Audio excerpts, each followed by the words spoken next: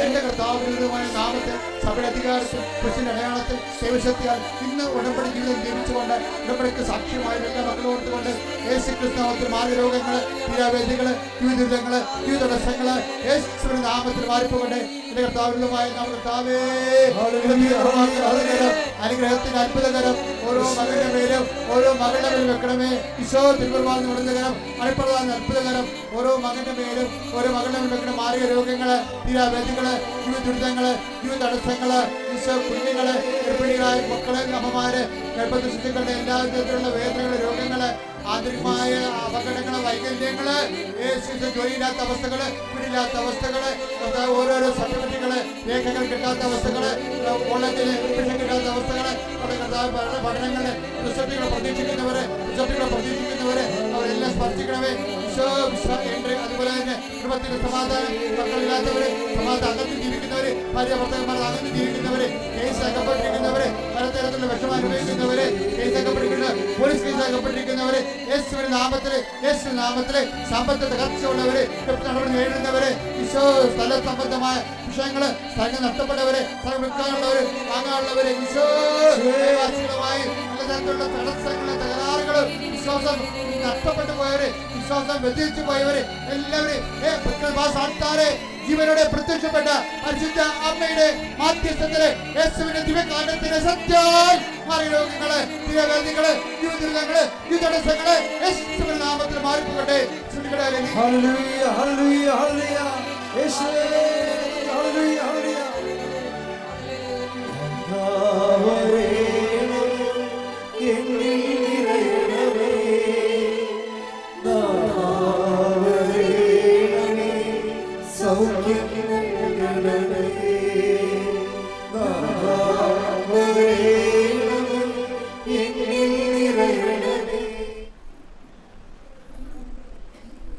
ഉടമ്പടി ഒരു heavy duty project പ്ലെയറാണ്. ആവശ്യമില്ലാതെ നമ്മൾ ഉടമ്പടി എടുക്കണമെന്ന് ഞാൻ പറയത്തില്ല. കാര്യം ഉടമ്പടിയെ സംബന്ധിച്ചിടത്തോളം നമ്മൾ ഉടമ്പടിയിലേക്ക് വരുന്നതിന് മുമ്പ് മറ്റെല്ലാ ദൈവ മനുഷ്യ ഇടപാടുകളും ഒക്കെ ഒരു മങ്ങുന്ന സമയത്ത് ആണ് നമ്മൾ ഉടമ്പടിയിലേക്ക് വരുന്നത്. അത് ഓൾറെഡി സഡൻ ആരും ഉടമ്പടിയിലേക്ക് വരേണ്ട കാര്യമില്ല. കാര്യം ഇത് ഹെവി ഡ്യൂട്ടി ആയിട്ടുള്ള ഒരു പ്രോജക്റ്റ് പ്രെയറാണ്. വെറും പ്രെയറല്ല, പദ്ധതി പ്രാർത്ഥന എന്ന് പറയും. ഒരു പ്രത്യേക സുവിശേഷ വിഹിതമായ പദ്ധതി പ്രകാരമുള്ള ഒരു പ്രാർത്ഥനാ രൂപമാണ്. അത് ഉദ്ദേശിക്കുന്നത് ഹെവി ഡ്യൂട്ടി ആയിട്ടുള്ള സബ്ജക്റ്റ് വൈസാണ്. എന്ന് വെച്ച് കഴിഞ്ഞാൽ നമുക്ക് നോട്ട് ബൈ മെറിറ്റിൽ നടക്കാത്ത, അതായത് മെറിറ്റിൽ നടക്കാത്ത കാര്യങ്ങൾ ബൈബിൾ ഉപയോഗിക്കുന്ന പ്രധാനപ്പെട്ട ടെർമിനോളജി ഫോർമുലയാണ് not by merit but by grace. അതായത് നമ്മളുടെ ബുദ്ധി, ശക്തി, അനുഭവ പാരമ്പര്യം, നമ്മുടെ യുക്തി, നമ്മുടെ സ്വാധീനം, നമ്മുടെ കപ്പാസിറ്റി. അപ്പോൾ നമ്മളെല്ലാ മനുഷ്യരും എന്താണ് ചെയ്യണത്? എല്ലാവരുടെയും അധ്വാനത്തിൻ്റെ പരിശ്രമങ്ങളുടെ നോക്കിക്കഴിഞ്ഞാൽ എല്ലാ പരിശ്രമങ്ങളുടെയും പിന്നിലുള്ള എന്താണ്? മെറിറ്റുകൾ വർദ്ധിക്കുക എന്നാണ് ഉദ്ദേശിക്കുന്നത്, അല്ലേ? നമ്മളെന്തിനാണ് പഠിക്കണത്? നമ്മുടെ മെറിറ്റ്, നമ്മുടെ യോഗ്യത കൂട്ടാനാണ്. ഇപ്പോൾ ഒരു എൻജിനീയറിങ് കഴിഞ്ഞിട്ട് പിന്നീട് ചില ആൾക്കാർ ചില സബ്ജക്റ്റ് വൈസ് ഒരു ക്രാഷ് കോഴ്സിന് പോകും. എന്താ കാര്യം? അവർ അപ്ഡേറ്റ് ആക്കാൻ വേണ്ടി പോവുകയാണ്, അപ്ഡേഷൻസ്. ഇപ്പോൾ പുതിയ കോഴ്സ് പഠിച്ച് പുതിയ അപ്ഡേഷനിലേക്ക് പോകുന്നവരും ബേസിക്കായിട്ട് ചെയ്യണത് എന്താണ്? അവരുടെ മെറിറ്റ് വർദ്ധിപ്പിക്കുക, കപ്പാസിറ്റി കൂട്ടുകയാണ്. അപ്പോൾ ഇത് സ്വാഭാവികമായി നടക്കുന്ന കാര്യങ്ങളാണ്. അതിന് ദൈവത്തിൻ്റെ ഒരു ബ്ലെസ്സിങ്സ് മാത്രം മതി. ചിലർ ബ്ലെസ്സിങ്സിൽ ആശ്രയിക്കും, ചിലർ അവരുടെ കഴിവിൽ തന്നെ ദൈവത്തെ മാറ്റി നിർത്തിയിട്ട് അവരുടെ കഴിവിൽ തന്നെ ആശ്രയിക്കും. അതിന് തെറ്റൊന്നുമില്ല. അവരുടെ കഴിവിൽ ആശ്രയിക്കുന്ന ആൾക്കാരുണ്ട്. നിരീശ്വരരായിട്ട് ദൈവത്തെ വിശ്വസിക്കാത്ത ആൾക്കാരില്ലേ? അപ്പോൾ അവരുടെ കഴിവിലാണ് ആശ്രയിക്കുന്നത്. പക്ഷെ അവർക്ക് അറിയത്തില്ല ഈ കഴിവ് ആദ്യമേ നമ്മളുടെ മെറിറ്റ് എന്ന് പറയുന്നതിൻ്റെ ബേസ്മെൻ്റ് എന്ന് പറയുന്നത് ദൈവം അത് ജനറ്റിക്കൽ ബ്ലെസ്സിങ്സ് എന്ന് പറയും. അതാണ് നമ്മുടെ മെരിറ്റ് എന്ന് പറയുന്നത്. ജനറ്റിക്കൽ ബ്ലെസ്സിങ്സ് എന്ന് പറയുന്നത് എന്താ? ജനിതകമായി ഉള്ള നമ്മുടെ യോഗ്യതകൾ. ചില ആൾക്കാർക്ക് നല്ല ബുദ്ധി ഉണ്ടാവും അല്ലേ, നല്ല ബുദ്ധി ഉണ്ടാവും. ചിലരുടെ മാതാപിതാക്കന്മാർ നല്ല ഹൈലി എഡ്യൂക്കേറ്റഡ് ആയത് കാരണം അവർ കുഞ്ഞുങ്ങളെയും അതേ രീതിയിൽ പഠിപ്പിക്കുകയൊക്കെ ചെയ്യുന്ന കാരണം അവർക്കൊരു ബേസിക് ആയിട്ടുള്ള കപ്പാസിറ്റി ഉണ്ട്. ഈ ലോകത്തിലെ ആൾക്കാർ ബേസിക് മെറിറ്റുകൾ ഉണ്ടാകുന്നത് മുഴുവനും ജനറ്റിക്കൽ ബ്ലെസ്സിങ്സിൻ്റെ ഭാഗമാണ്. അതെപ്പോഴും നമ്മൾ മനസ്സിലാക്കണം. ബുദ്ധിയുള്ളവർ അത് മനസ്സിലാക്കണം. ദൈവം മനുഷ്യനെ സൃഷ്ടിച്ചപ്പോൾ തന്നെ എന്താ പറഞ്ഞത്? സന്താന പുഷ്ടിയുള്ളവരായി പെരുകി ഭൂമിയെ കീഴടക്കാൻ പറഞ്ഞിട്ടാണ് ബ്ലെസ്സിങ് ചെയ്യണത്. അപ്പോൾ ഭൂമി എന്ന് പറയുമ്പോൾ ഇത് നമ്മുടെ മുമ്പിലുള്ള സൃഷ്ടപ്രപഞ്ചത്തെ നമുക്കെന്തിനുള്ളതാണ്? ഇപ്പോൾ നമ്മൾ ബഹിരാകാശത്ത് പോയാലും റെക്കോർഡ് ഇട്ടാലും ഇത് ജനറ്റിക്കൽ ബ്ലെസ്സിങ്ങിലുള്ളതാണത്. നിങ്ങൾ നാളെ ചൊവ്വയിൽ പോയാലും ശാസ്ത്രമാണെന്നൊരു കാര്യമില്ല. ആ ശാസ്ത്രത്തിൻ്റെ ബ്ലെസ്സിങ്സ് ആദ്യമേ കൊടുത്തിട്ടുണ്ട്. എന്താണ്? സന്താന പുഷ്ടി. Take the word of God. സ്തുതിക്കട്ടെ. Hallelujah, hallelujah, hallelujah, hallelujah, hallelujah. യേശുവേ നന്ദി, യേശുവേ ആരാധന, ആരാധന, ആരാധന. യേശുവേ നന്ദി, മഹത്വം, മഹത്വം, മഹത്വം, മഹത്വം, മഹത്വം. Hallelujah, hallelujah, hallelujah, hallelujah, hallelujah. യേശുവേ നന്ദി, ഹല്ലേലൂയ. ഉൽപ്പത്തി 1:28. ദൈവം അവരെ ഇങ്ങനെ അനുഗ്രഹിച്ചു: സന്താന പുഷ്ടിയുള്ളവരായി പെരുകുവിൻ, ഭൂമിയിൽ നിറഞ്ഞ് അതിനെ കീഴടക്കുവിൻ. അതാണ് സംഭവം. ഉൽപ്പത്തി 1:28. അതാണ് ജനറ്റിക്കൽ ബ്ലെസ്സിങ് എന്ന് പറയുന്നത്. അപ്പം അതിന് ഒരു വിശ്വാസിയാകണം നിർബന്ധമില്ല.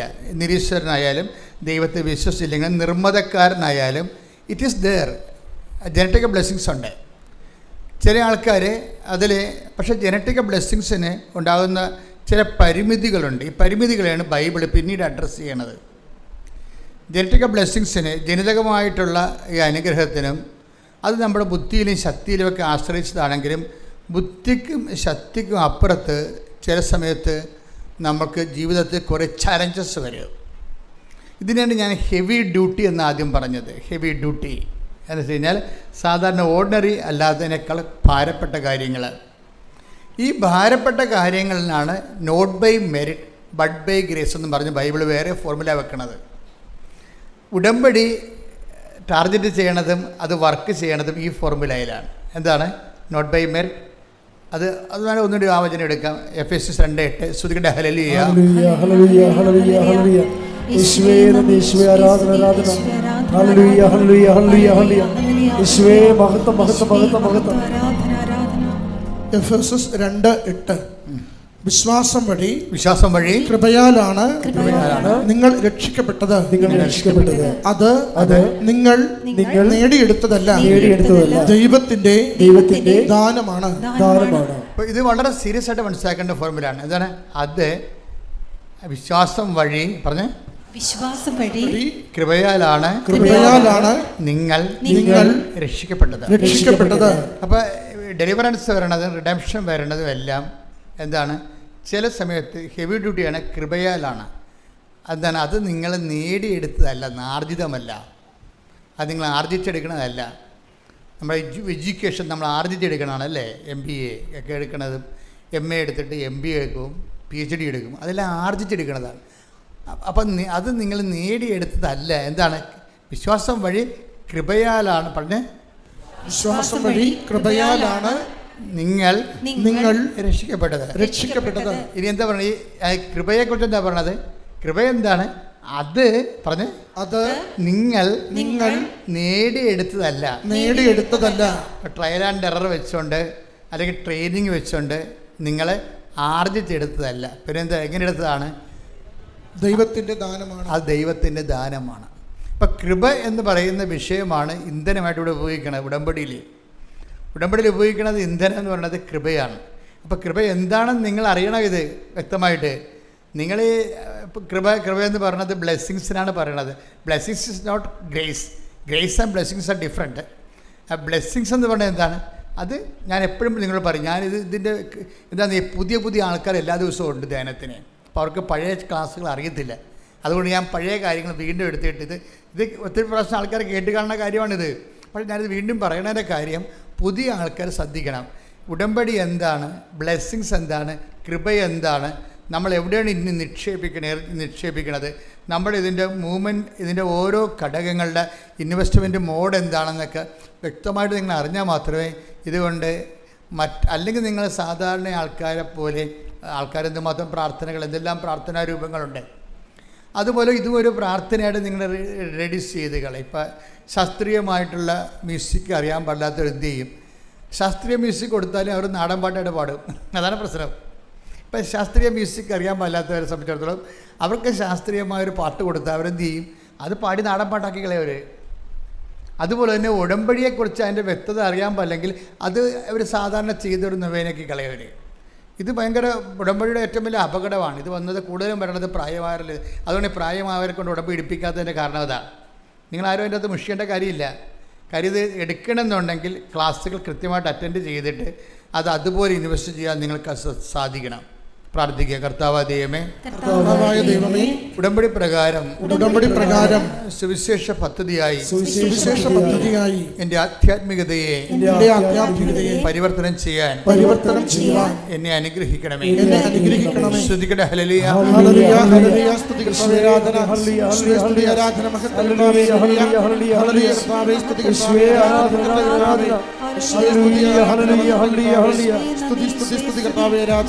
അപ്പോൾ നമ്മളെ കൃപ എന്താണെന്ന് അറിയണം. എന്താ കൃപ എന്താണ്? അത് 2 കൊരിന്ത്യൻസ് 12:9. 2 കൊരിന്ത്യൻസ് 12:9. 2 കൊരിന്തോസ് 12:9. 2 കൊരിന്ത്യൻസ് 12:9. അവിടുന്ന് എന്നോട് അരുളി ചെയ്തു. പറഞ്ഞേ, അവിടുന്ന് എന്നോട് അരുളി ചെയ്തു, നിനക്ക് എന്റെ കൃപ മതി. എന്തെന്നാൽ ബലഹീനതയിലാണ് എന്റെ ശക്തി പൂർണ്ണമായി പ്രകടമാകുന്നത്. ക്രിസ്തുവിലാണ്. അതായത് എന്തെന്നാൽ ബലഹീനതയിലാണ് എൻ്റെ ശക്തി. ഇതിനാണ് കൃപ എന്ന് പറയണത്. കൃപ എന്ന് പറഞ്ഞാൽ എന്താണ് ശരിക്കും പറഞ്ഞാൽ? ബലഹീനതയിലാണ് എൻ്റെ നിങ്ങൾക്ക് എൻ്റെ my grace is sufficient for you. Blessings പലപ്പോഴും ഉണ്ടാകുന്ന പ്രശ്നം ഫിസിക്കൽ ഫേവേഴ്സാണ്, ഭൗതിക ആനുകൂല്യങ്ങളാണ്. അത് പലപ്പോഴും സഫിഷ്യൻ്റ് ആയിരിക്കത്തില്ല, നമുക്ക് മതിയായതായിരിക്കത്തില്ല. അതുകൊണ്ടാണ് ബൈബിൾ ഗ്രേസിനെ പ്രൊവിഷൻ വെക്കുന്നത്. ബ്ലെസ്സിങ്സ് എന്ന് പറയുന്നത് എന്താണ്? ഇപ്പം നിങ്ങൾക്ക് വീട് കിട്ടിയെങ്കിലും അത് ബ്ലെസ്സിങ്സാണ്. പക്ഷേ വീട് കിട്ടിയപ്പോൾ കുറച്ച് കഴിഞ്ഞപ്പോൾ അത് പ്രശ്നമായി. എന്താ കാര്യം? വീട് വെച്ചിരിക്കുന്നത് അപ്പൻ്റെ സ്ഥലത്താണ്. കാശ് മൊത്തം മുടക്കിയിരിക്കുന്നത് മൂത്ത മകനാണ്. മൂത്ത മകൻ്റെ വൈഫ് പറയും, അപ്പോൾ ഇത് നമ്മൾ ഇറങ്ങി കൊടുക്കേണ്ടി വരുമ്പോൾ പിന്നെ അപ്പൻ വീട് ഇളയ മകൾക്ക് കൊടുക്കുകയില്ല എന്ന് പറയും. കേട്ടാ, അവിടെ സമാധാനം പോയി. ബ്ലെസ്സിങ്സാണ്, പക്ഷേ സമാധാനം ഇല്ല. ഇപ്പോൾ വീട് വെച്ച് നമ്മൾ കഷ്ടപ്പെട്ടു. വീട് വെച്ച് കഴിഞ്ഞപ്പോൾ കുറച്ച് കഴിയുമ്പോൾ മൂത്തമ്മൻ എന്ത് പറയും? മൂത്തമ്മൻ്റെ വൈഫ് കല്യാണം കഴിച്ചപ്പോൾ പറയും, ഇതിപ്പോൾ അപ്പൻ്റെ സ്ഥലത്തല്ലേ നിൽക്കണത്. അപ്പം മരിച്ചു കഴിയുമ്പോൾ ഓട്ടോമാറ്റിക്കായിട്ട് അമ്മയുടെ പേരില്ല, അമ്മ മക്കൾക്ക് കൊടുക്കുകയുള്ളൂ. എനിക്ക് തരുക, എന്നെ കാണുമ്പോൾ തന്നെ അവർക്ക് കലിയ, അപ്പോൾ തരത്തില്ല. അപ്പോൾ ഇതിപ്പോൾ നമ്മുടെ കാര്യത്തിലൊരു തീരുമാനമായി എന്ന് പറയുമ്പോൾ അസമാധാനമായി. ബ്ലെസ്സിങ്സ് കിട്ടി, പക്ഷേ നമുക്ക് അനുഭവിക്കാൻ പറ്റണില്ല, അനുഭവിക്കാൻ യോഗ്യതയില്ല. വീട് കിട്ടി, പക്ഷേ സമാധാനമില്ല. വീട് കിട്ടി നമുക്ക്, ബ്ലെസ്സിങ്സിന് ഇങ്ങനൊരു കുഴപ്പമുണ്ടാവും. അത് സഫിഷ്യൻ്റ് അല്ല. അതാണ് ഈശോ പറഞ്ഞത്, my grace is sufficient for you. Blessings കിട്ടിയാലും വീട് കിട്ടിയാലും നിങ്ങൾക്ക് ജോലി കിട്ടിയാലും വീട് കിട്ടിയാലും അതിൻ്റെ സമാധാനമുള്ളത് വിഷയം എന്താണ്? വേറെ സബ്ജക്റ്റാണത്. സയൻസിൽ നമുക്ക് സമാധാനം തരാൻ പറ്റത്തില്ല, മനസ്സിലായി? അതാണ് വിഷയം. യുക്തിക്കോ ബുദ്ധിക്കോ വിദ്യാഭ്യാസത്തിനോ നമുക്ക് സമാധാനം തരാൻ പറ്റത്തില്ല. ആരാണ്? ഞാൻ നിങ്ങൾക്ക് തരുന്ന സമാധാനം ആരും നിങ്ങളിൽ നിന്ന്, സന്തോഷം ആരും നിങ്ങളിൽ നിന്ന് എടുത്ത് കളയത്തില്ല. കാര്യം സന്തോഷത്തിന് കുഴപ്പം ഈശോ പറയും, ഇത് സന്തോഷം 2 തരമുണ്ട്. എന്താണ്? ഞാൻ നിങ്ങൾക്ക് നൽകുന്നത് ലോകത്തിൻ്റെ സന്തോഷമുണ്ട്. ലോകം തരുന്നത് പോലെയല്ല ഞാൻ നിങ്ങൾക്ക് തരുന്ന സന്തോഷം. ഗ്രേസിൻ്റെ ഒരു കുഴപ്പമെന്ന് പറഞ്ഞാൽ കൃപ മൂലമാണ് നമുക്കൊരു അനുഗ്രഹം ഒരു വീട്ടിന് കിട്ടണമെങ്കിൽ അത് എടുത്തു കളയാൻ ഈ മരുമകളിപ്പോൾ കുത്തുതല ഉണ്ടാക്കിയില്ലേ ആ മയമക്കെതിരെ. ഒരു പ്രശ്നവും ഇല്ല അവിടെ ഒരു പ്രശ്നമില്ല. അപ്പനും അമ്മയും മരിച്ചു കഴിയുമ്പോൾ ചിലപ്പോൾ ഇത് ഭാഗം ഉടമ്പടി ചെയ്ത് 4 പേർക്ക് 4 കഷ്ണമായിട്ട് കിട്ടുമായിരിക്കും. പക്ഷേ അത് മതി. പക്ഷേ അത് മനസ്സിലായി, മരുമകൾ ഇപ്പം തന്നെ പ്രശ്നം ഉണ്ടായിക്കൊണ്ടിരിക്കുകയാണ്. നിങ്ങളെങ്ങാനും ചത്ത പിന്നെ എന്ത് ചെയ്യും? വീട് അമ്മായി അമ്മയുടെ അപ്പനും ചാകും നിങ്ങളും ചാകും. അപ്പം ഇവള് ചാകത്തില്ല, അതാണ് പ്രശ്നം. അപ്പനും ചാകും നിങ്ങളും ചാകും. അപ്പം പിന്നെ എന്ത് ചെയ്യും? അമ്മായിയമ്മയും ഞാനുമായിരിക്കും. അമ്മായിയമ്മ പെമ്മക്ക് കൊടുക്കും വീട്. ഇല്ലാത്ത അസമാധാനം ഉണ്ടാക്കിക്കൊണ്ടിരിക്കുകയാണ്. ഒരു കാര്യമില്ല, ചിലപ്പോൾ ഒരു കാര്യം ഉണ്ടാകത്തില്ല. അതുകൊണ്ട് എപ്പോഴും ബ്ലെസ്സിങ്സ് സമാധാനം ഗ്യാരണ്ടി ചെയ്യുന്നില്ല, അതാണ് വിഷയം. അതുകൊണ്ട് ഈശോ പറയും ഈ ഗ്രേസ് എന്ന് പറയുമ്പോൾ ഉണ്ടാകുന്ന പ്രശ്നം നമുക്കത് അനുഭവിക്കാൻ പറ്റും. മറ്റത് അനുഭവിക്കണമെങ്കിൽ ബ്ലെസ്സിങ്സ് ഉള്ള പ്രശ്നം വെച്ച് കഴിഞ്ഞാൽ അതിന് അനുഭവിക്കണമെന്നുണ്ടെങ്കിൽ ദൈവത്തിൻ്റെ ഒരു പ്രത്യേക കൃപ അവിടെ ഗ്യാരണ്ടി ചെയ്യണം, അവിടെ ഒരു ഗ്യാരണ്ടി ഉണ്ടാകണം. അതുകൊണ്ടാണ് ഞാൻ പറയണത് എപ്പോഴും നിങ്ങൾ ബ്ലെസ്സിങ്സിനേക്കാൾ ഉപരി ഗ്രേസിനെ ഉന്നം വെച്ചുകൊണ്ട് ജീവിക്കുന്നതാണ് നല്ലത്. ഉടമ്പടിയിലെ ജീവിതക്രമം വെച്ചിരിക്കുന്നതിൻ്റെ കാര്യം ഗ്രേസ് എന്ന് പറഞ്ഞാൽ ആരാണ്? ചേട്ടത്തിമാർ ഒക്കെ എന്നെ രൂക്ഷമായിട്ട് നോക്കണം. അച്ഛൻ ഗ്രേസ് എന്ന് പറഞ്ഞത് ഏത്? ഞങ്ങളുടെ അയൽവാസിയിലൊരു ഗ്രേസ് ഉണ്ടത്. ഗ്രേസ് എന്ന് വന്നിട്ടേ അതായത് ഗ്രേസ് എന്ന് പറഞ്ഞാൽ കൃപ. ഇതിന് ഞാൻ എന്താ പറയുക, ദൈവത്തിൻ്റെ ശക്തിക്കാണ് പറയണത്. നിങ്ങൾ പറയണ പല കാര്യങ്ങളും ബ്ലെസ്സിങ്സ് എന്ന് പറയുന്നത് ദൈവത്തിൻ്റെ ശക്തിയല്ല, ശക്തിയുടെ ഇഫക്റ്റാണ്. എന്ന് വെച്ച് കഴിഞ്ഞാൽ എന്താണ് ഇഫക്റ്റ് എന്ന് പറയണത്? ഇപ്പോൾ ഞാൻ എപ്പോഴും നിങ്ങൾ പറയാം, സിമ്പിളായിട്ട് പറയാം. ഒരു കറണ്ട് നമ്മൾ ഉപയോഗിക്കുന്നു അല്ലേ? കറണ്ട് സ്വിച്ച് ഇടുമ്പോൾ ലൈറ്റായിട്ട് വന്നിട്ട് അതൊരു പ്രകാശ ഊർജ്ജമായിട്ട് മാറിയിട്ട് ഇവിടെ മുഴുവനും വെളിച്ചം കൊണ്ട് നിറയുകയാണ്. അപ്പോൾ വെളിച്ചമല്ലല്ലോ, കറണ്ട് വേറെയല്ലേ. അതിൻ്റെ അകത്ത് വെളിച്ചം എന്നുള്ളതാണ് ബ്ലെസ്സിങ്സ്. കറണ്ട് ഓഫായി കഴിഞ്ഞാൽ വെളിച്ചം താനേ പോകും. അപ്പോൾ കറണ്ടാണ് ഗ്രേസ്, ഊർജം. അത് ദൈവത്തിൻ്റെ ശക്തിയാണ്. നമുക്ക് ലഭിക്കുന്നതെല്ലാം ഇഫക്റ്റാണ്. ഈ ബ്ലെസ്സിങ്സ് എന്ന് പറഞ്ഞാൽ ഇഫക്റ്റാണ്. അപ്പം അതുകൊണ്ട് എപ്പോഴും നമ്മൾ ശ്രദ്ധിക്കേണ്ടത് മരമറിയാതെ കൊടിയിടരുത്. ശരിക്കും എന്താ ചെയ്യേണ്ടത്? നമ്മൾ ചെയ്യേണ്ടത് ഗ്രേസിനെ തന്നെ നമ്മൾ ആങ്കർ ചെയ്യണം, ഉന്നം വെക്കണം, പ്രാർത്ഥിക്കുക. കർത്താവ് ദൈവമേ, നിന്റെ ശക്തി എന്നിലേക്ക് ആവശ്യിക്കാൻ വേണ്ടി എൻ്റെ നിലവിലുള്ള സാഹചര്യത്തിൻ്റെ പരാധീനതകള് നിന്റെ നാമത്തിൽ ഞാൻ എടുക്കുകയും അതെല്ലാം എൻ്റെ ബലഹീനമായ സാഹചര്യങ്ങള് നിന്റെ ശക്തി ആർജിക്കാനുള്ള ദൈവത്തിന്റെ പരിപാലനയായി ഞാൻ തിരിച്ചറിഞ്ഞുകൊണ്ട് നിന്നെ സ്തുതിക്കുന്ന, നിന്നെ ആരാധിക്കുന്ന, നിനക്ക് നന്ദി പറയുന്നു. ശ്രുതികട ഹല്ലേലൂയ.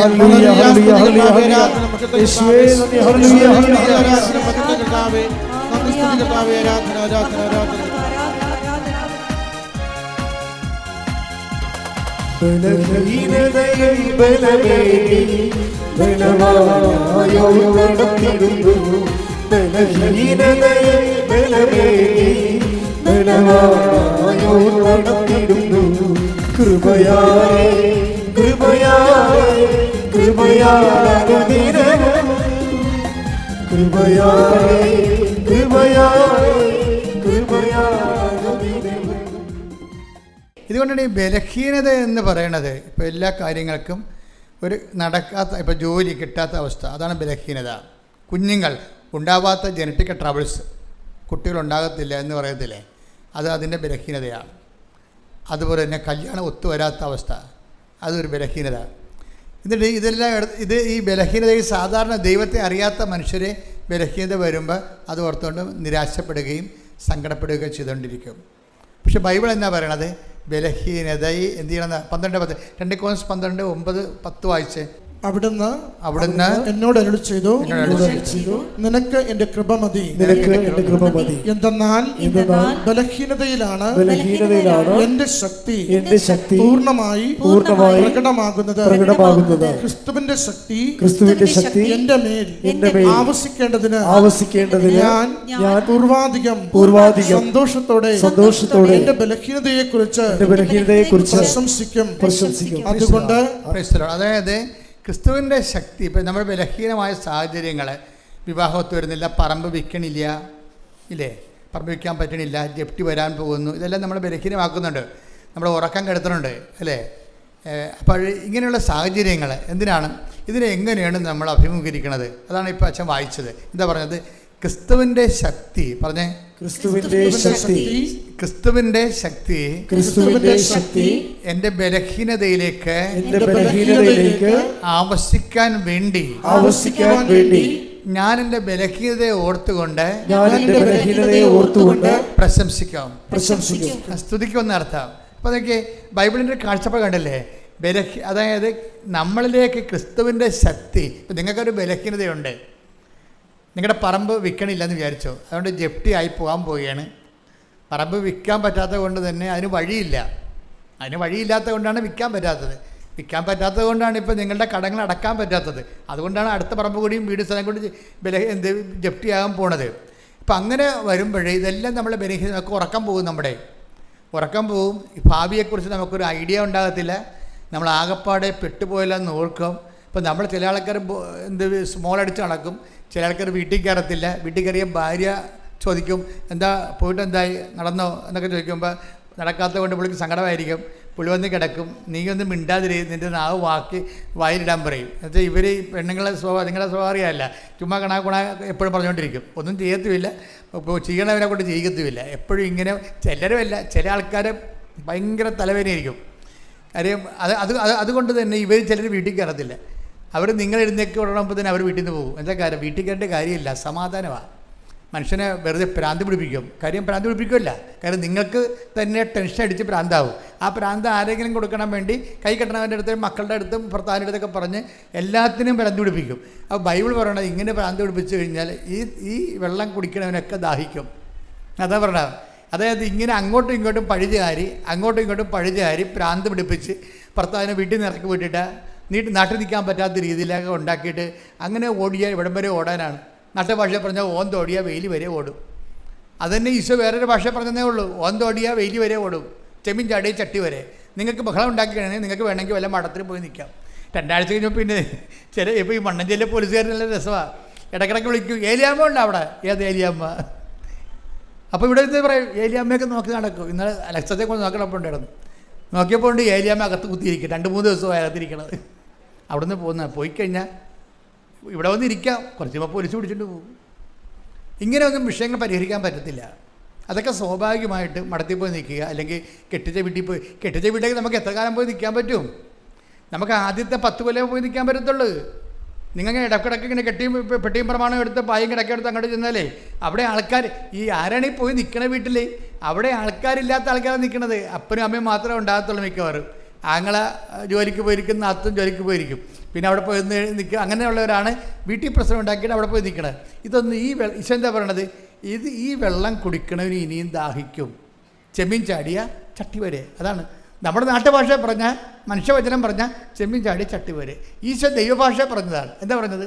ഈ വെള്ളം കുടിച്ചാൽ ഈ ഓടിപ്പോവുക, ചാടിപ്പോവുക, പോയി പാത്തിരിക്കുക, വീട്ടിൽ പോയി നിൽക്കുക, ഇതൊക്കെ കുറച്ച് നാളത്തേക്ക് ചെയ്യാൻ പറ്റത്തുള്ളൂ. ശാശ്വത പരിഹാരമല്ല. ഞാൻ നിങ്ങൾക്ക് തരുന്ന വെള്ളം കുടിക്കുന്നവന് പറഞ്ഞ ഞാൻ നിങ്ങൾക്ക് നൽകുന്ന വെള്ളം കുടിക്കുന്നവൻ ഒരിക്കലും ദാഹിക്കത്തില്ല, ഒരിക്കലും ദാഹിക്കുകയില്ല. കൈയടിച്ച് ശ്രദ്ധിക്കട്ടെ. Hallelujah. Hallelujah, hallelujah, hallelujah, hallelujah, hallelujah, hallelujah. യേശുവേ നന്ദി. Hallelujah, hallelujah, hallelujah, hallelujah, hallelujah.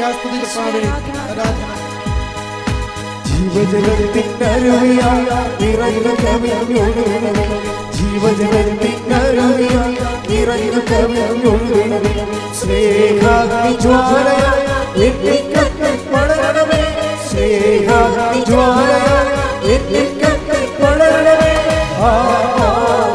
പരിശുദ്ധാത്മാവേ, ആത്മാവേ, പരിശുദ്ധാത്മാവേ.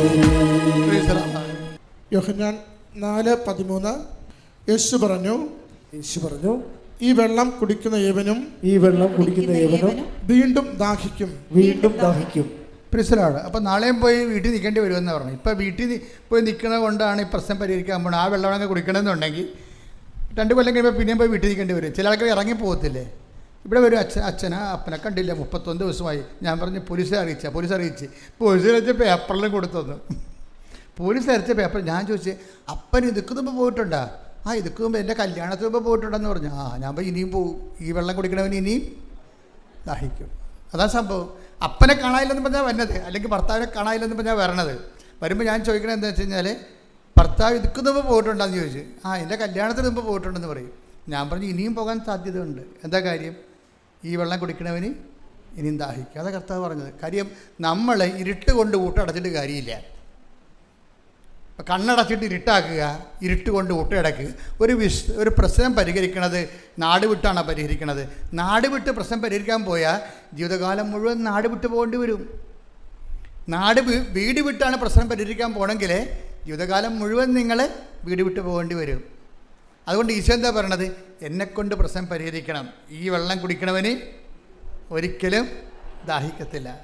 അപ്പോൾ എന്താ പ്രശ്നം വെച്ച് കഴിഞ്ഞാൽ, നിങ്ങൾ ആധ്യാത്മികതയെ ഒരു ആത്മീയ നടപടി പ്രാർത്ഥനാരൂപമായിട്ട് എടുക്കരുത്.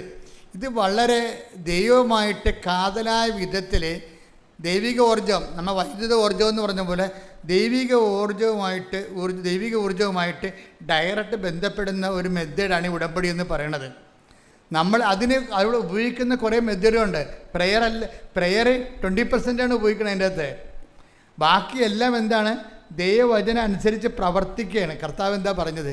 കർത്താവ് പറഞ്ഞില്ലേ, അതായത് യോഹന്നാന്റെ സുവിശേഷം 13:14 നിങ്ങളുടെ കർത്താവും ഏറ്റു പറഞ്ഞ നിങ്ങളുടെ കർത്താവും ഗുരുവുമായ ഞാൻ നിങ്ങളുടെ പാദങ്ങൾ കഴുകിയെങ്കിൽ നിങ്ങളും പരസ്പരം പാദങ്ങൾ കഴുകണം. ഇത് ഒരു, അതായത് വളരെ വളരെ ഇഫക്റ്റീവായിട്ടുള്ള ഒരു മോഡൽ ഫോർമുലയാണ്. ഇതാണ് ഉടമ്പടിയിൽ നമ്മൾ പ്രയോഗിക്കുന്നത്. എന്താ കാര്യം? അതാണ് ഞാൻ പറഞ്ഞത്. 20% പ്രെയറിൻ്റെ അകത്ത് ഉള്ളത്. ബാക്കി എൻ്റെ മോഡൽ എന്താണ്? നിങ്ങളുടെ ഗുരുവും കർത്താവുമായി ഞാൻ പറഞ്ഞേ, നിങ്ങളുടെ ഗുരുവും കർത്താവുമായ ഞാൻ നിങ്ങളുടെ പാദങ്ങൾ കഴുകിയെങ്കിൽ നിങ്ങളും പരസ്പരം പാദങ്ങൾ കഴുകണം. അപ്പം മനുഷ്യന്മാരോട് വിനയത്തോടും എളിമയോടും സംസാരിക്കുകയും ഗർവുകളും തന്മൂരുമ മനോഭാവവും ആളുകളെയും അഭ്യാസങ്ങളുമൊക്കെ കുറച്ച് ക്രിസ്തുവിൻ്റെ ശക്തിയിലേക്ക് ആവശ്യിക്കാൻ വേണ്ടി നമ്മളെന്താ ബലഹീനതയെ മൂടി വെക്കുകയാണ് നമ്മൾ ചെയ്യണത്. നമ്മളെന്താ ചെയ്യണത്? ഇപ്പം നമ്മുടെ ബലഹീനത, ഇപ്പം നിങ്ങൾക്ക് മുടി പോയാൽ നിങ്ങൾ എന്ത് ചെയ്യും? വിഗ് വെക്കും അല്ലേ? അല്ലെങ്കിൽ മുടി കുറവാണ്, ഇപ്പോൾ എലിവാല് പോലെ സംഭവമേ ഉള്ളൂ. അപ്പോൾ നിങ്ങൾ എന്ത് ചെയ്യും? വാർമുടി മേടിച്ച് ഫിറ്റ് ചെയ്യും. മനസ്സിലായി? ബലഹീനതയെ നമ്മൾ വേറെ രീതിയിലാണ് കാണുന്നത്. ബലഹീനതയെ, അതായത് ഞാനത്ര കുറഞ്ഞ പുള്ളിയല്ല, എനിക്ക് മുടിയൊക്കെ ഉണ്ടെന്നാണ് നമ്മൾ പറയണതേ. നമ്മൾ പറയണത് എന്താണ്? എനിക്ക് എലിവാലൊന്നുമല്ല, എനിക്ക് അടിപൊളി മുടിയുണ്ട്. പക്ഷെ നമ്മൾ അടുത്തറിഞ്ഞ് തരുമോ? ഒരു കണ്ടവൻ്റെ ഭാര്യയല്ലേ, ചിലപ്പോൾ കണക്കൊരു അടിമേടിക്കത്തില്ലേ? അതുകൊണ്ട് ഇത് എലിവാലാണ് അത് വാറമുടിയാടാന്ന് വല്ലതും നോക്കുക? അതിൽ നോക്കത്തില്ല. പക്ഷെ നമ്മളിങ്ങനെ പുട്ടപ്പ് ചെയ്യും. നിങ്ങളെ പുട്ടപ്പ് ചെയ്തോ, പക്ഷേ ആധ്യാത്മിക പുട്ടപ്പിക്ക് നടക്കത്തില്ല. ആത്മാദ്യം നമുക്ക് ബലഹീനത ഉണ്ടെങ്കിൽ ഫസ്റ്റ് എന്താണ്? ആദ്യമേ അതിന് മാർഗ്ഗം എന്ത്? ഇപ്പോൾ നിനക്ക് ജോലി കിട്ടണില്ല, നിനക്കറിയാം നിൻ്റെ പ്രശ്നം എന്താണെന്ന്. ഇപ്പോൾ ചിലപ്പോൾ ഇപ്പോൾ ചില ആൾക്കാർ ഇപ്പോൾ കല്യാണം ഒത്തു വരുന്നില്ല, അപ്പോൾ അവർ ചുണ്ടയിലൊക്കെ മറ്റേ സാധനം ചായയൊക്കെ തേച്ച് അടിപൊളി ഉണ്ടാക്കും. വയസ്സ് ചിലപ്പോൾ 40 ഉണ്ടാവും. എന്നാലും അവർ 22 വയസ്സൊക്കെ അവർ തോന്നിക്കത്തുള്ളൂ. ചുരിദാറൊക്കെ ഇറുകിയ ചുറുകിയാലൊക്കെ ഇട്ട് അവർ അഡ്ജസ്റ്റ് ചെയ്യും. പക്ഷേ ഈ വെള്ളം കുടിക്കണവന് ഇനിയും ദാഹിക്കും. മനസ്സിലായില്ലേ? ഇങ്ങനെയല്ല വിഷയങ്ങളെ കൈകാര്യം ചെയ്യേണ്ടത്. അത് നിങ്ങൾ ചെയ്തോ, പക്ഷെ അത് മാനുഷ്യമായി ഇരുട്ടുകൊണ്ട് ഊട്ടടക്കണ പോലെ ഇരിക്കും. പക്ഷെ മറിച്ച് എന്താ? ഒന്നാമത്തെ നടപടി എന്താണ്? ഇത് അക്സെപ്റ്റ് ചെയ്യണം. എനിക്ക് വയസ്സ് 40 ഉണ്ട്. പിന്നെന്താ എൻ്റെ മുമ്പിലുള്ളത്? ഈ മേഖലയിൽ നോട്ട് ബൈ മെറിറ്റേ വർക്ക് ചെയ്യത്തുള്ളൂ. എന്താണ്? എൻ്റെ കഴിവല്ല, കർത്താവിൻ്റെ കൃപ. കർത്താവ് ഒരു നിമിഷം വിചാരിച്ചാൽ എൻ്റെ ആളെ കർത്താവ് കൊണ്ടുവന്ന് മുമ്പിൽ നിർത്തി തരും. കാര്യം എന്താ? നമ്മുടെ മുമ്പിലുള്ള എന്താണ്? ഉടമ്പടി സാക്ഷ്യങ്ങളാണ്. നമ്മുടെ മുമ്പിലുള്ള എന്താണ്? 10,000 ഉടമ്പടി സാക്ഷ്യങ്ങളാണ്. ആ 10,000 അതാണ് ഞാൻ നിങ്ങളോട് പറയുന്നത്. ഏറ്റവും നല്ല ഉടമ്പടി എടുത്തവർക്ക് ഏറ്റവും നല്ല ഹോംവർക്ക് എന്താ? കെട്ടിമേച്ചലും പുട്ടപ്പിങ്ങും അല്ല, മറിച്ച് യാഥാർത്ഥ്യത്തെ അംഗീകരിച്ചുകൊണ്ട് എൻ്റെ അവസ്ഥ ഇതാണ്, പക്ഷേ എൻ്റെ കർത്താവിന് ഈ വിഷയം നോട്ട് ബൈ മെറിറ്റിൽ ചെയ്യാൻ കഴിയും. നോട്ട് ബൈ മെറിറ്റിൽ, അതായത് കഴിഞ്ഞ ദിവസം ഒരു സാക്ഷിയുണ്ട്, നല്ല എനിക്ക് ഇഷ്ടപ്പെട്ടൊരു സാക്ഷിയാണ്. അതായത് പേര് പ്രിൻസി വർഗീസ് എന്ന് പറഞ്ഞു. പ്രിൻസി വർഗീസാണ്. ഇപ്പോൾ പ്രിൻസി വർഗീസിനെ സംബന്ധിച്ച് അവർ യാക്കോബ സഭാവിശ്വാസിയാണ്. അവരൊരു ജീവിത പങ്കാളി ലിവിങ് ടുഗദർ എന്ന് പറയും. നമ്മൾ ലിവിങ് ടുഗദർ പോയി ജീവിക്കുകയാണ്. വേറെ ഒരു കാസ്റ്റിലെ ആളെ കല്യാണം കഴിച്ചിട്ട് കുറേ കുഞ്ഞുങ്ങളൊക്കെ ഇട്ട് അങ്ങനെ അഡ്ജസ്റ്റ് ചെയ്ത് ജീവിച്ചു പോവുകയാണ്. പക്ഷേ അവരുടെ ഒരു പ്രശ്നമെന്ന് പറയണത് ഇതാണ്, അവർക്ക് മെറിറ്റില്ല. ശരിക്കും അവരുടെ സ്റ്റാറ്റസ് കണ്ട അവർക്ക് മെറിറ്റില്ല. എന്താ വെച്ചാൽ അവർക്ക് നല്ല ഒരു ക്രൈസ്തവ കുടുംബത്തിൽ ജനിച്ച് ക്രിസ്തുവിനെ അറിഞ്ഞതിന് ശേഷം അവർക്ക് ക്രിസ്തുവിനെ അറിയാത്ത മക്കളെ ജനിപ്പിക്കേണ്ട ഒരു സാഹചര്യം വരുന്നില്ലേ? അപ്പോൾ അതിനെ സംബന്ധിച്ചിടത്തോളം സുവിശേഷത്തിൻ്റെ ദൃഷ്ടിയിൽ അത് ദുർമാതൃകയാണ്. അവരെന്ത് അഭ്യാസം പറഞ്ഞാലും എന്തെല്ലാം തരത്തിലുള്ള ലോകത്തിൻ്റെ ഇപ്പോഴത്തെ നിലവാരമൊക്കെ പറഞ്ഞാലും കർത്താവ് പറയും ആകാശവും ഭൂമിയും കടന്നു പോകും. ഞാൻ പറഞ്ഞ വാക്കുകൾക്ക് മാറ്റമില്ല. അപ്പോൾ അങ്ങനെ പുതിയ പുതിയ സംഭവങ്ങളൊക്കെ വന്നിട്ട് കാലങ്ങളിങ്ങനെ മാറി ഇപ്പം ആരും എന്ത് നോക്കാനാണെന്നൊരു കാര്യമില്ല. ആകാശവും ഭൂമിയും ഈശോ എന്താ പറഞ്ഞത്? ഇങ്ങനെ ആകാശം കടന്നു പോകും, പുതിയ കാലം ഉണ്ടാവും. പക്ഷേ പുതിയ കാലത്തിന് കർത്താവിൻ്റെ വിശുദ്ധി ജീവിതമായിട്ട് ഒന്നും ചെയ്യാനില്ല. പുതിയ കാലമൊക്കെ വരുന്നു പോകും. എന്താണ്? ആകാശവും ഭൂമി 24:35 ആകാശവും ഭൂമിയും കടന്നു പോകും. പറഞ്ഞേ, ആകാശവും ഭൂമിയും കടന്നു പോകും. എന്നാൽ എന്റെ വചനങ്ങൾ കടന്നു പോവുകയില്ല. അപ്പോൾ പ്രശ്നം എന്താ വെച്ചാൽ എൻ്റെ കർത്താവിൻ്റെ വചനങ്ങൾ നമ്മൾക്ക് എന്ത് ഇങ്ങനെ കാലം മാറി ഇപ്പോൾ എന്ത് മതം ആരും നോക്കാനാണ്, വിശ്വാസം ആരും നോക്കാനാണ് എന്ന് പറയും. നിങ്ങളെ പറയും ഞങ്ങൾ മതം മാറിയിട്ടൊക്കെ കുഴപ്പമൊന്നുമില്ലല്ലോ, ഞങ്ങൾ വിശ്വാസം മാറിയൊക്കെ കുഴപ്പമൊന്നുമില്ലല്ലോ, ഞങ്ങളുടെ മകന് ജോലി കിട്ടിയല്ലോ, മകൾ കാനഡയിൽ പോയല്ലോ. മകൾ കാനഡയിലും പോകും, ചിലപ്പോൾ ബഹിരാകാശത്തും പോകും. ബഹിരാകാശത്ത് പോകാനും കാനഡയിൽ പോകാനല്ല അവൻ ക്രൂശിക്കപ്പെട്ടത്. അവൻ പറഞ്ഞത് എന്താണ്? പിതാക്കന്മാരെ മരുഭവിച്ച് മന്ന ഭക്ഷിച്ചു, അതുപോലെ അല്ല ഈ അപ്പം. ഈ അപ്പം ഭക്ഷിക്കുന്നവർ നിത്യം ജീവിക്കും. ലോകത്തിൻ്റെ ജീവന് വേണ്ടി ഞാൻ നൽകുന്ന അപ്പം എൻ്റെ ശരീരം തന്നെയാണ്. എൻ്റെ ശരീരം ഭക്ഷിക്കുന്നു, എന്നിലും ഞാൻ അവനിലും വസിക്കുന്നു. സജീവനായ പിതാവാണ് അയച്ചത്, പിതാവ് മൂലം ഞാൻ ജീവിക്കുന്നു. അതുപോലെ ഞാൻ എന്നെ ഭക്ഷിക്കുന്നവൻ ഞാൻ മൂലം ജീവിക്കും. കൈയടിക്കട്ടെ സുഹൃത്തുക്കളല്ലേ.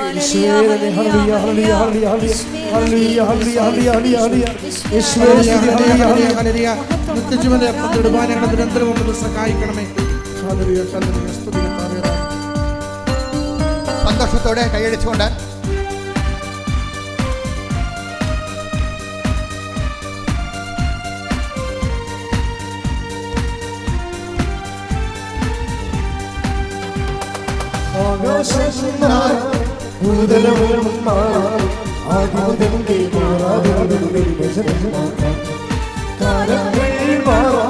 രൂപങ്ങൾ മാറാൻ അപ്പം നിന്നും